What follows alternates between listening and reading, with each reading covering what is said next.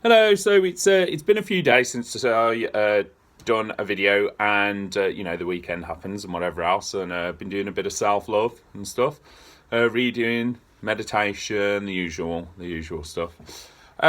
So what I wanted to talk about today, I was kind of thinking around certain subjects, and I thought communication really. And I think we're all guilty of, or can be all guilty of, and I'm speaking again from a personal stance, of lack of communication. And I don't know if anyone agrees with this, but sometimes when you feel you've got something to say, and rather than say it to the person, you talk for them within your own head.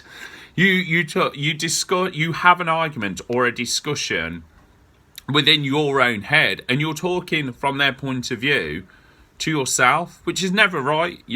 Of course, you can only speak for yourself. You're only accountable for your own actions and your own words, and someone else, you have to leave them to their own opinions and their own words. And normally what you have in your head can be a lot worse than what is actually going to be said, and actually what is going to be communicated from the other person.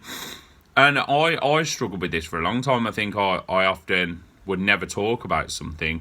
I would leave it and leave it and leave it. And what often happens with that, then it comes out as quite a defensive mechanism, really. And then it'll come out over something petty or small. And then before you know it, you're talking about something you should have spoken about months ago or weeks ago. And I think we can all do this. So it's worth not beating yourself up for it, because you're learning every day. You're progressing. But I think sometimes, even when you're cringing inside, because it definitely helps you feel better and helps you heal. But I think sometimes saying the words, do you want to talk about it? Do you want to discuss it? Sometimes you cringe inside, because I think you can. It's just not natural for you to be like that straight away, and it can be quite forced. But it does always work, and it does always make you feel better. And I think by communicating with anyone about anything, you tend to get an answer. And asking questions, asking for help. I think right from primary school, I think I used to get it on my school reports, and it used to say, bit of a daydream amongst other things, but used to always say, doesn't ask for help. And I think that's part of communication.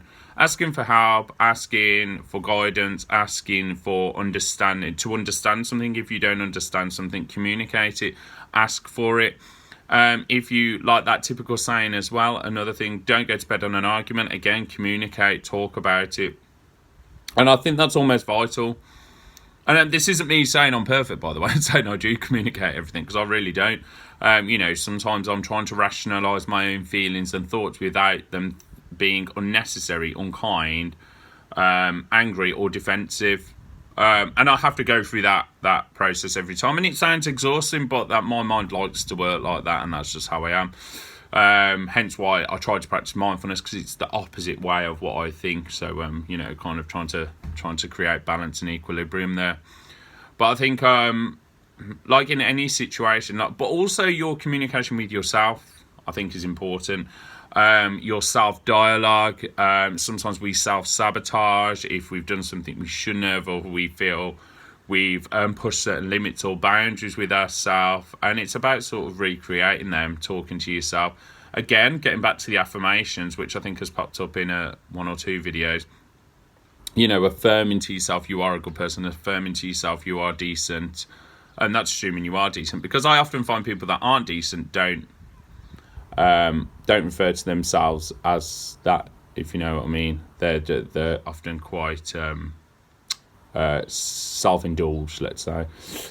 But I think I just want to almost address not just your communication with your peers or your relationship or your friends and family. I think sometimes we can assume.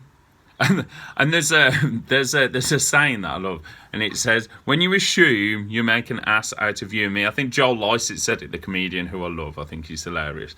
But assume the spelling ass, you and me. And it's right. It's if you assume something, that's your issue and your mindset. And if you're unsure of something, or you are assuming, just ask the person.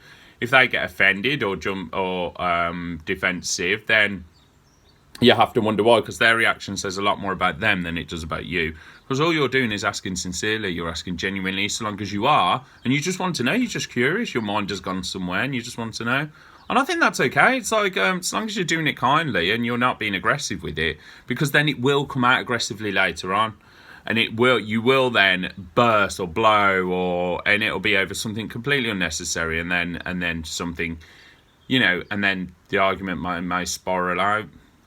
And it's never nice. It's like, I coil inside a confrontation, an argument. It's like, I just feel, as soon as I feel something fire up, it's like something inside me it just feels like all these like flaps just close over me, and it's like I can't respond or react or I just kind of, I say fight or flight. I'll fly. I'll just run, because it's just who I am. It's just who I am, and I get that. But sometimes I do try and cross my own boundaries and say, do you want to talk? Do you want to communicate? Or I'll ask necessary questions of the how, the why, the where, when, the what. And I think you kind of get a lot out of life then, and you remember things because you're not stuck in this mindset of the what if, or what happened, or is that going on, or did that go on, or has that person said that, or did that person mean that when they were that? All those questions. But if you just ask, it's like, first of all, you end up with a very mindful, clear head. And then you also get answers that actually won't be half as bad as what's in your head. Because I think sometimes our own paranoia or our own defence, through past experience, we're all a bit torn and scored. And I often say to one of my friends, at the age of 35 now, it's like, you're not gonna meet anyone who's of the same age, who hasn't been through something, or been married, or been divorced, or got children, or it's life experience. And I think the tough and the hardened parts of life are what make us stronger in the long run. And I used to really struggle with the fact going through tough times or going through bad times, but actually they are really, really what makes you. You've got comparison then. You've got comparison of so when you have a good time, then you're like, oh God, this is what life's about. But if you've seen, a candle shines better when it's dark, typical sayings like that. I like all those little sayings. I think they're quite nice. They're quite romantic almost, and they work quite nicely in my mind. Visual and very visual. So yeah, what I almost wanted to, I digressed again. What I almost wanted to just go forward with is just day-to-day communication. How you communicate, and I've found this with clients as well, being a hairdresser, or even obviously doing the other work that I do, the spiritual counselling, by asking questions. That in itself is communication, and I think people feel quite flattered when you do communicate and you do ask questions, because you've paid attention to them and you've engaged in something personal with them. And people, some people don't like you to get to know them. Some people don't like you to ask questions, and they'll often deflect it with humour, or sometimes aggression, or sometimes questions back. But I think just communicate. Just communicate. If you need to know something, ask. If you need to, just talk. And it's a lesson I'm learning every day. Just talking to people. But I will say this: an absolutely important part of communicating, because I was the worst for this, trust me. I used to talk, and what that was, I was uncomfortable, I was anxious. I was also trying to tell people the worst parts of me before they even worked it out, so they only had the good to look forward to, I used to say, when in fact they might never ever know the bad unless you said it. But listen, and I know some people I know might be laughing at this, but I absolutely know listening is vital, and listening has taught me so much and helped me remember so much and helped me understand everything so much. And I almost thank just that I'm just thankful every day. I wouldn't say thank God, but yeah, I thank all sorts. I'm thankful every day that I learnt that, and it's so basic. It's such a sense, but just listen.